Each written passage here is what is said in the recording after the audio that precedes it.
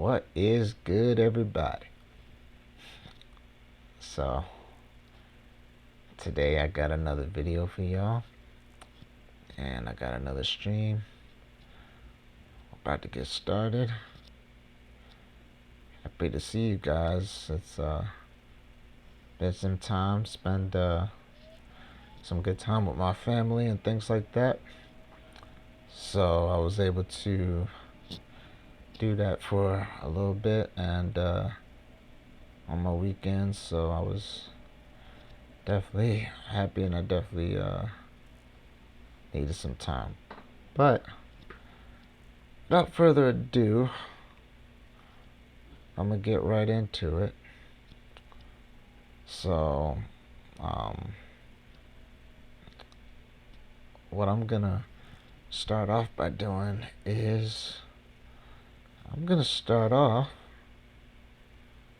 by showing you guys different levels of the spinal cord. So basically,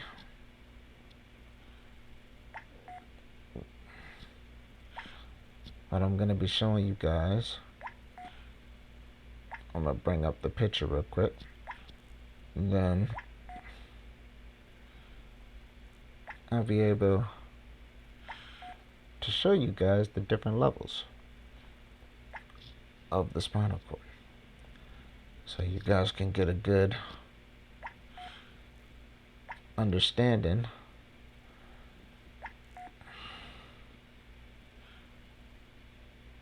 of the different levels of injury, how they work, and things like that. Spinal cord is basically your whole self. So, thing about your spinal cord is that without having your spinal cord and things like that, that's what gives you all the function. That's what gives you everything that you need as far as your ability to move, everything like that. So, without further ado, we're gonna just jump right into it. Okay. Alright.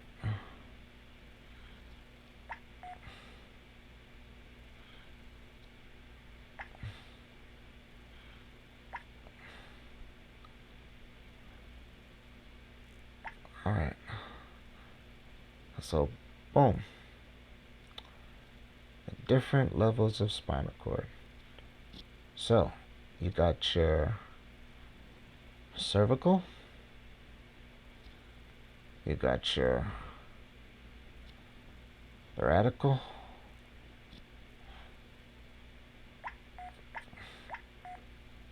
you got your lumbar, and sacral.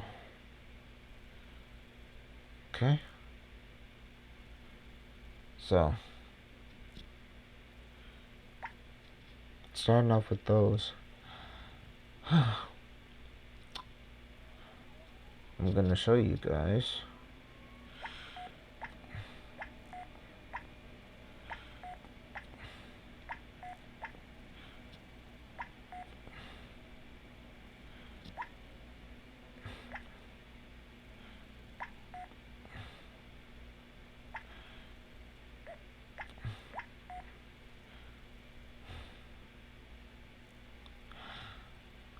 basically what I have.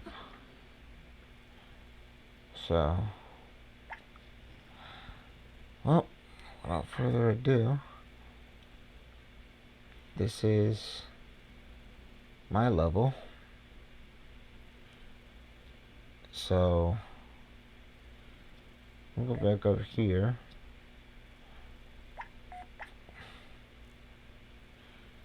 I'll be able to show you guys.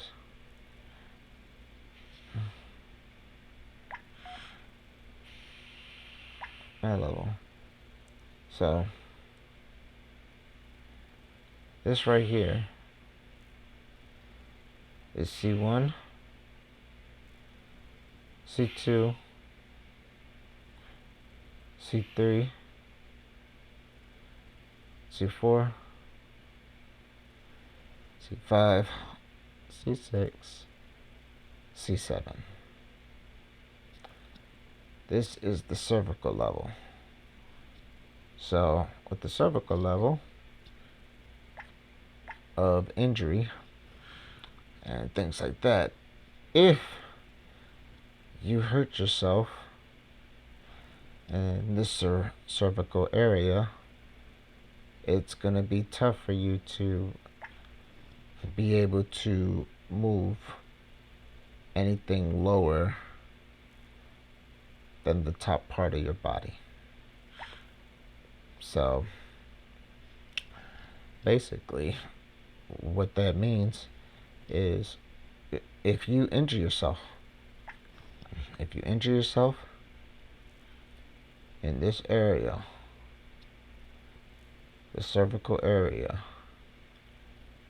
you injure yourself right here, then everything else lower than that will get shut off. And your injury can only be from whatever this is going down. So C1 and C2. So if you have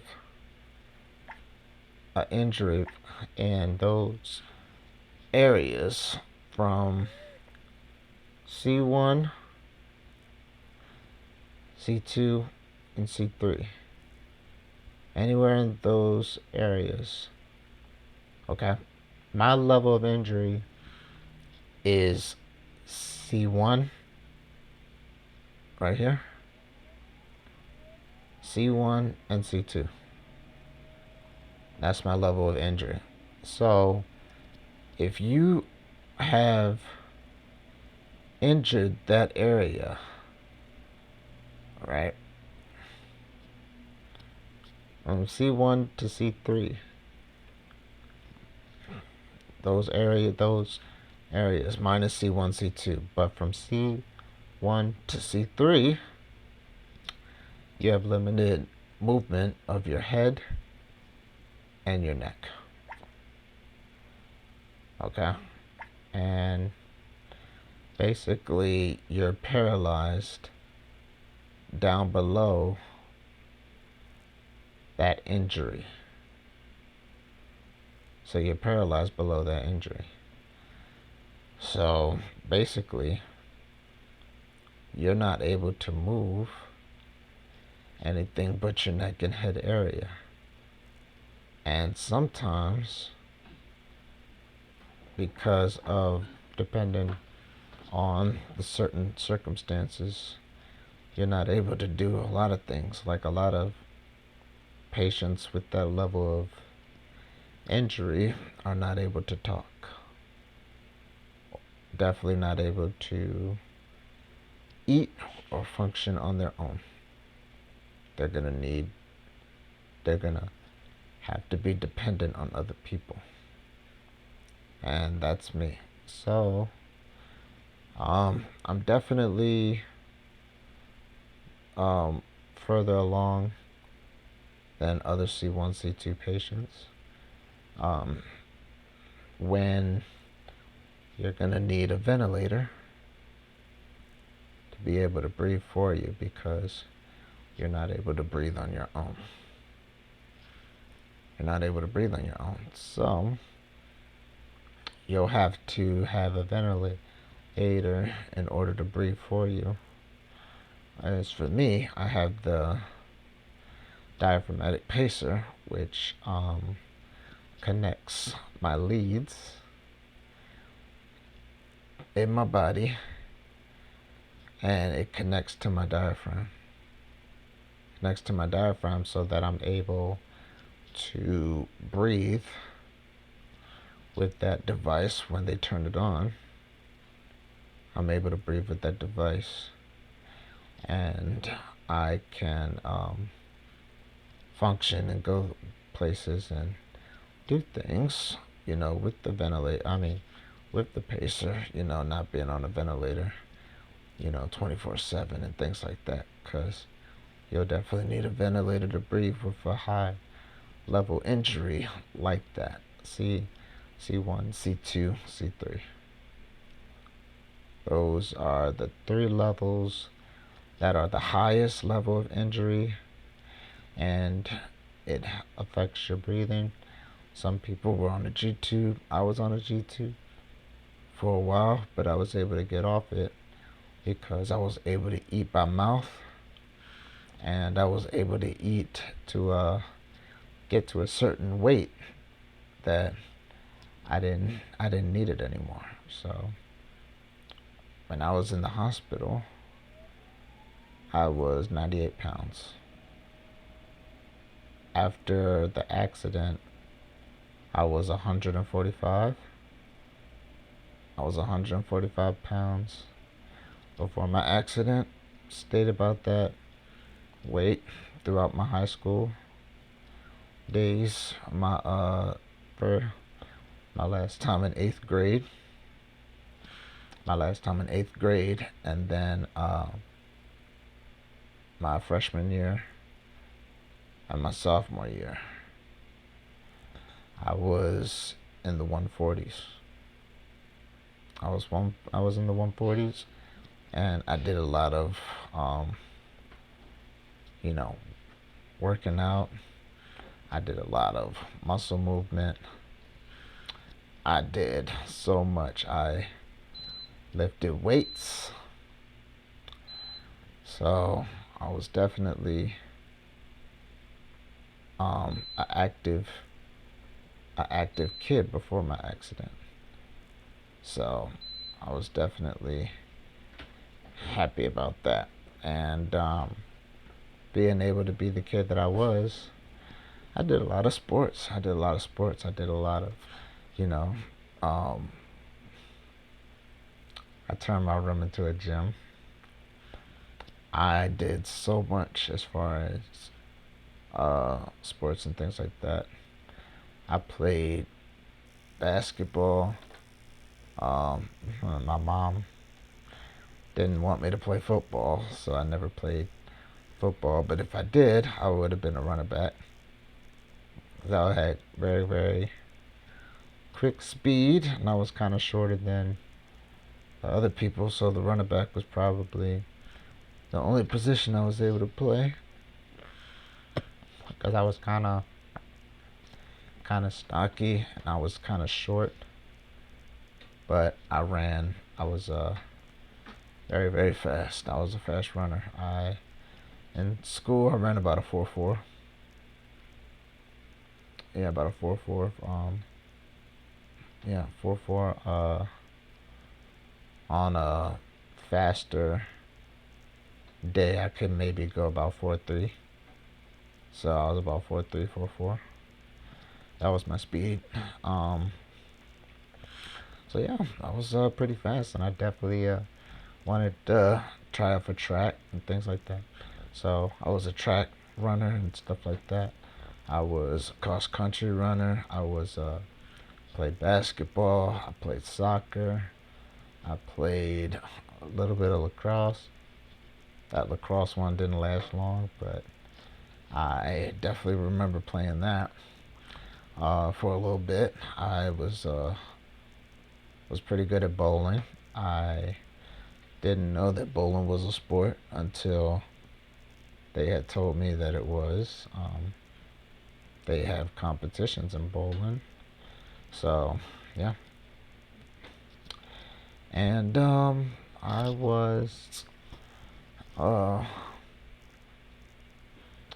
yeah, so I did a lot as far as, being an athlete and stuff like that. So I was definitely one of the few that if I was on my feet and things like that, I definitely would have tried out for a sport and give it 100% in that sport, Whether it was track, I would have liked to do track because I would have loved to have run with Usain Bolt and being a track star. I think I would have gotten it too because I was pretty fast, and in middle school I got a lot of trophies for being fast, and my events was the 100 and the 200. Right, those were my events. But uh, yeah, but yeah, I'll tell you guys about that another time. But I wanted to go back to the C1, C2, C3. So you're only when your injury is that high and you had like a fracture or whatever or things like that happen to it in that C1, C2 region, you can only move your head and your neck. You really can't do much else because everything below that is paralyzed. Everything below that is paralyzed. So you can only move that portion of your neck. So that's me. So that's what I'm able to do. I'm able to move that portion of my body, my neck. I can maybe shrug my shoulders a little bit, but mostly using my neck muscles to make my shoulders move. So yeah. But yep, so C1, C2 levels. That's usually what that is.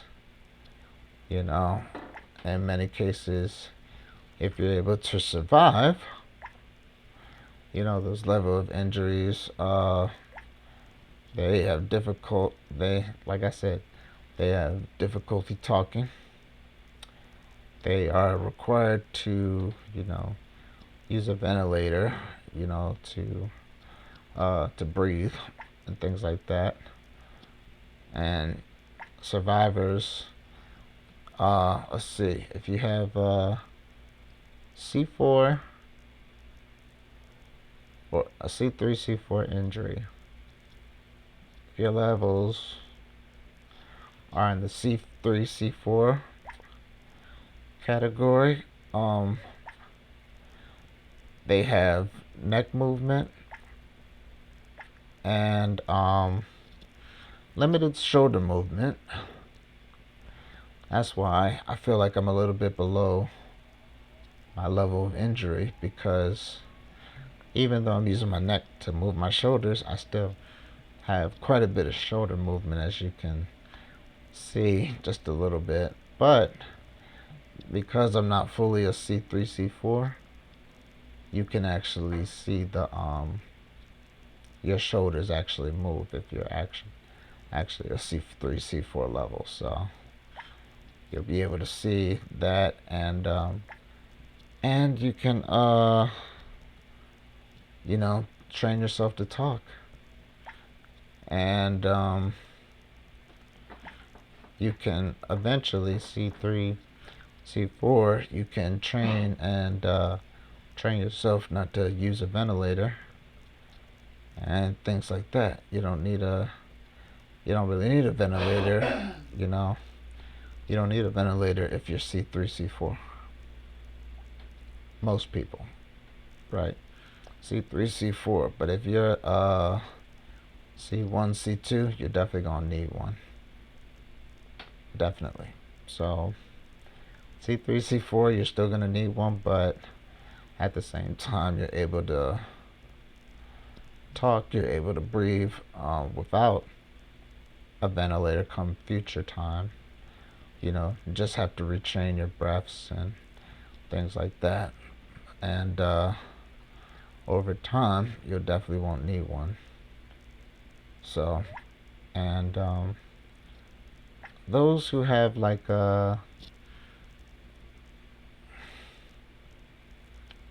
C5 right here. Those who have like a C5 level, right?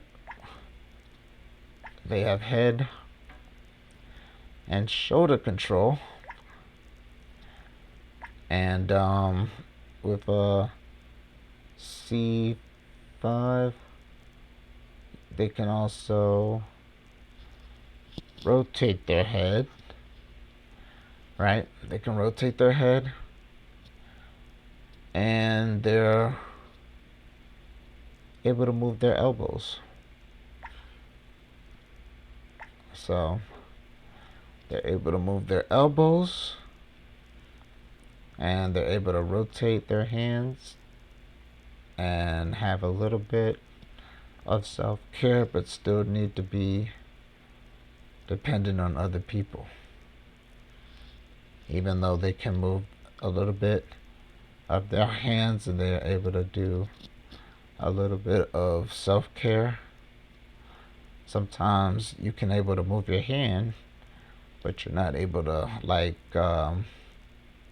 move your fingers quite yet. So you can actually see someone actually moving their fingers and moving their things if their levels is a little bit lower than a C5. But usually you can eventually have like self-care. You're able to move your elbows in C5, and a little bit you're able to rotate your hands, but being able to still need a little bit of assistance with a C5 injury. So when you have that, those survivals with those levels, you know, with a C5, they can push like their wheelchair with a C5 injury. Yep, C5, C5, C6. They can push their own chair, but they're not able to fully maneuver that chair with that level of injury. And but some people who have, and it depends on the person, because sometimes every injury is different. C5, C6, you can drive like your wheelchair, and you can adapt to different types of equipment and things like that. So they can have, in the C6, they have a little bit of control of their shoulders. So right here, C6, they can have they have neck control, head control. They have they're able to move their arms, and yeah, they're able to like even like move their wrist and bend their wrist a little bit with a C1, not a C1 but a C6. C6, they're able to bend their arm, they're able to move their elbow, and they can drive. They're able to drive a vehicle with a C6. So, but yeah, but they're able to rotate their wrist and rotate their palms. They have good hand movement with a C6 level injury. Exactly a C6. Yeah, they're a little bit higher. Not so much. They can able to like maybe a C5, they can able to do that, but they're not able. They're able to move their hands, but they're not able to use like their fingers or things like that. And like I said, every injury is different, But usually 9 times out of 10, if you have like a C6, depending on your injury, if it's a complete, you'll be able to do a lot of that with limitations. Whereas if you're an incomplete and you're a 6-6, you can actually almost become like a paraplegic, because you're able to rotate your wrist, your palms and things like that. You able to move a vehicle by yourself. So, yeah. And usually you can have like a little bit of self-care with a little bit of assistance from other people with a C6, but you're able to have maybe a little bit of independence, a little bit, right? With a C6 injury, But yeah, and you can definitely use a manual wheelchair. You could definitely use a manual wheelchair for those levels. That's the sixth level. So yeah, but and C7 is kind of similar. It's a little lower, so you're able to do a lot more. So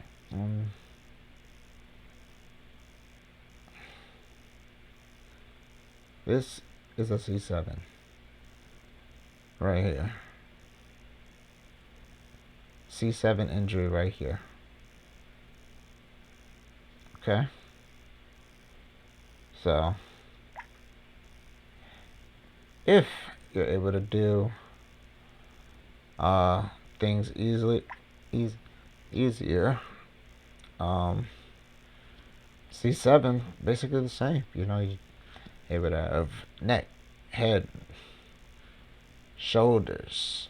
You can rotate. You move your shoulders. You can move your elbows. You can rotate your palms. You can rotate your wrists. You're able to have a little bit of finger movement to the point where it's the last level of the C. You can use a manual wheelchair and be able to roll yourself, because you're probably at that level where you're more of a paraplegic than you are a quadriplegic. The upper levels, like C1 to C3 area, that's more quadriplegic, and C4 to C6, that's more getting into the paraplegic range, whereas C7, you're mostly like a paraplegic. Yeah. If you have an injury, a C7 injury, you're mostly paraplegic at that point. You're able to move, rotate your arms. You're able to move your elbows. You can rotate your basically you can do everything. Upper body. Definitely can breathe on your own. And things like that. I feel like with a little bit of help and things like that, after C4, C5, you're able to breathe on your own without any ventilator assistance or nothing like that. C1, C2, C3, probably gonna need a ventilator most of the time.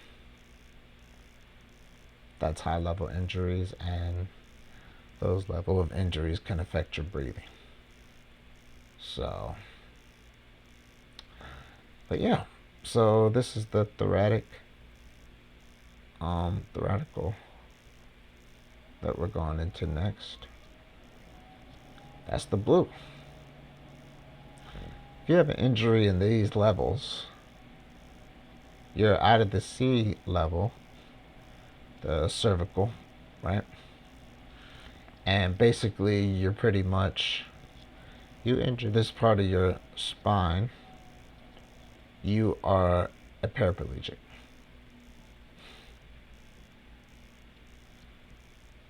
You have function of everything up above. You can breathe on your own. You can move your hands. You can move everything. Everything above you're able to do, but everything below you're not. You're paralyzed from the basically from these levels. You're if you injure any of these levels, you're still paralyzed from your waist down.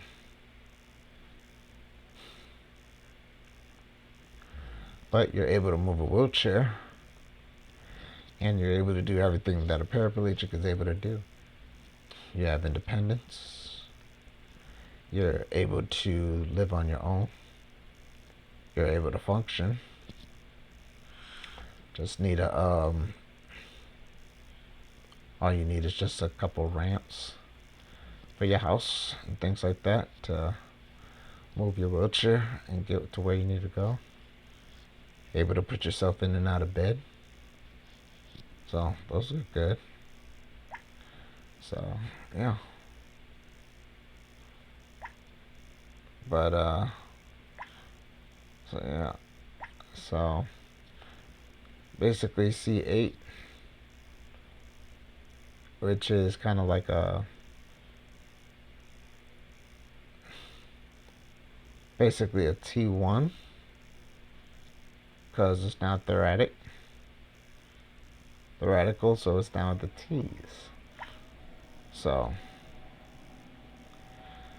you have all the functions in your fingers. Survivors who are able to survive those injuries with that level of range, T1, T2, you know, you're able to have basically a normal function in the upper body. You're able to have function in your upper body, and basically just down below is the only thing that's paralyzed, but you're able to have complete control over your upper body as far as that, you know, that range, that level. Some of them can use devices to walk, like an exoskeleton, or just a machine to be able to use their upper body to move, and they can think with their head of how they're able to get stimulation from their head down to their legs, and they're able to use that with an exoskeleton or a device that they're able to use so that they're able to live a normal functioning life, and they're able to see themselves walking with devices. You know, they got a lot of devices out there now. So many positive things that are happening as we know of. So, but yep, that's the T. That's the T levels.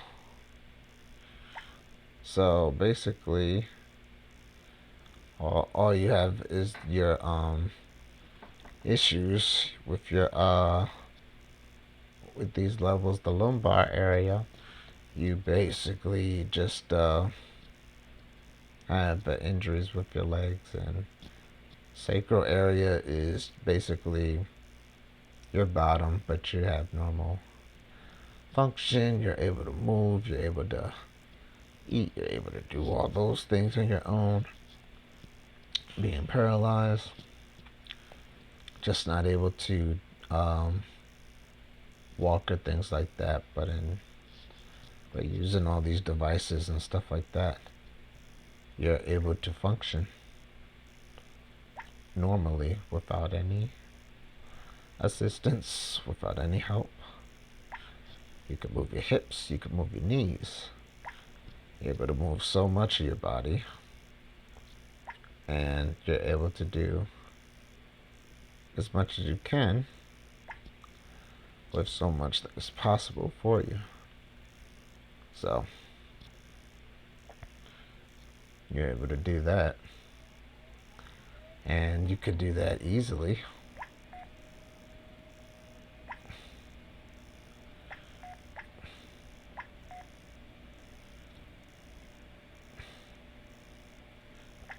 Basically with everything that was given. So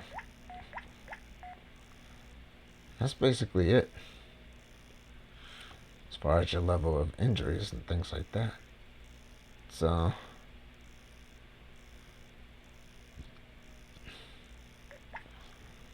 those are the levels. We don't have to go through each one because basically T1 to T7, T8, things like that, you're in control of your upper body. And the only thing is that your lower body just not functioning, but you're able to use your upper body to give the strength it needs to stimulate from your head down from your hips to your lower part of your body. So you're able to do everything normal except walk. But my level of injury, I'm gonna need assistance of whatever I need as far as my daily routines and things like that, because my level is very high. I am a C1, C2, so I definitely have limited neck movement and things like that, but I'm gonna need assistance with everything else. Now, the thing about me is that I'm able to talk, I'm able to eat by mouth, I don't have a G-tube, I am not paralyzed to where,